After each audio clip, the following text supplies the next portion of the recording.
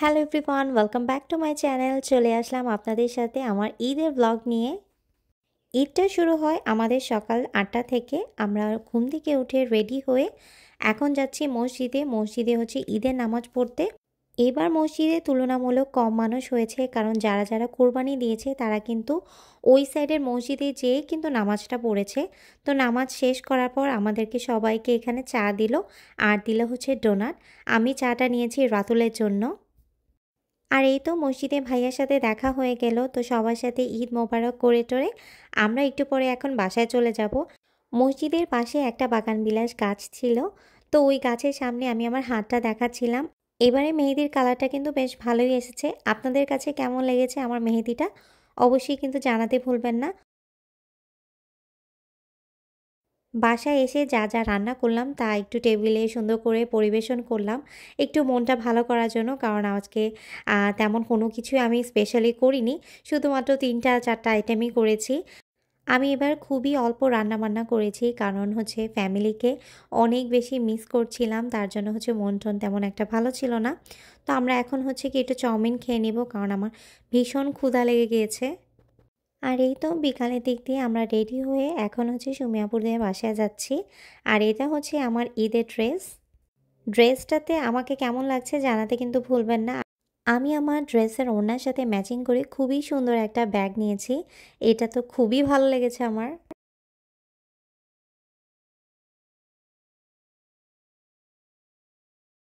আমরা বাহিরে কয়েকটা সুন্দর সুন্দর ছবি তুললাম, আর আমি রাতুলকে বলছিলাম যে আমার ফুল ড্রেসটা একটু ভিডিও করে দাও, তো সে হচ্ছে ভিডিও করে দিচ্ছিল।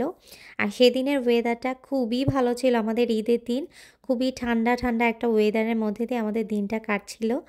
ঈদের পিকচারগুলো কিন্তু আমি আমার পেজে অলরেডি শেয়ার করে দিয়েছি। যারা যারা আমার পেজটা এখনও ভিজিট করেননি তারা সবাই একবার ভিজিট করে নেবেন। আর আমরা চলে এসেছি আপুর বাসায়। আপুর বাসায় এই ফুল গাছটা তো আমার ভীষণই ভালো লেগেছে।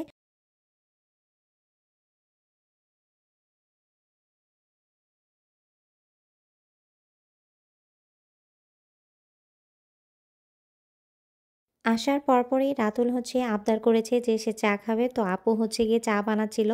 তো আমি বললাম যে আপনি একটু খুন্তি দিয়ে একটু নাড়াচাড়া করেন, আমি একটা ভিডিও করি। তো এটা নিয়ে আমরা হাসাহাসি করতেছিলাম। তো এখানে আমি আর আপু গল্প করতেছিলাম, আর হচ্ছে ব্যাকয়ার্ডের দিকে ভাইয়া আর রাতুল হচ্ছে তারা খুবই গল্পে জমে গিয়েছে। তো আমি বললাম আমি একটা ভিডিও করি, আপনারা আপনাদের গল্প চালায় যান। তারপরে হচ্ছে আপু চা দিল।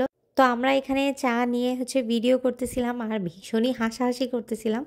আপুর বাসায় আসাতে আমার একটু ঈদ ঈদ ফিল হয়েছে, নাহলে সারাদিন তো বাসাতেই ছিলাম বলতে গেলে। একটু বের হয়েছিলাম, একজনের বাসায় গিয়েছিলাম একটা রাতুলে একটা ফ্রেন্ডের সাথে দেখা করতে। তো আমরা এখানে হচ্ছে গিয়ে গল্প করছিলাম আর ঈদের নাটক দেখছিলাম। এখানে মোশাররফ করিমের একটা নাটক এসেছে, এটা খুবই হাসির একটা নাটক। তো এটা দেখতেছিলাম, তো দেখতে দেখতে মনে করেন আমাদের গল্প করতে করতে অনেক সময় পার হয়ে গেছে। তারপরে হচ্ছে এখন আমরা ডিনার করে নিব।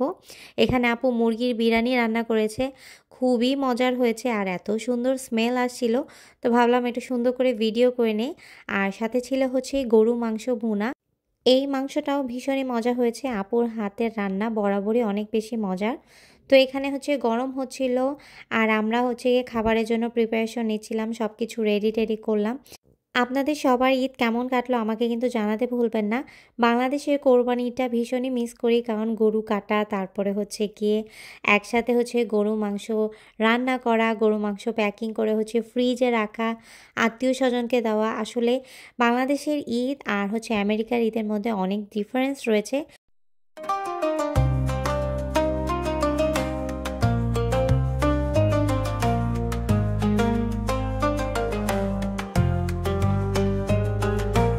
Under the crescent moon, hearts alight, joyous spirits fill the night, families gather, laughter rings, Eid Mubarak, the celebration sings.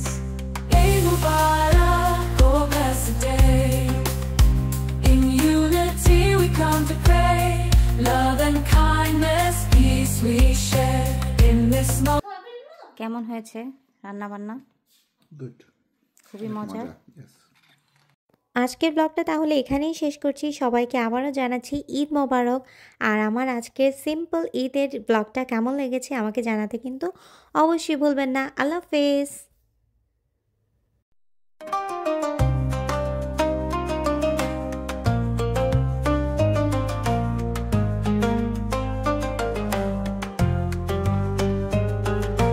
Under the crescent moon, hearts alight, joyous spirits fill the night, families gather, laughter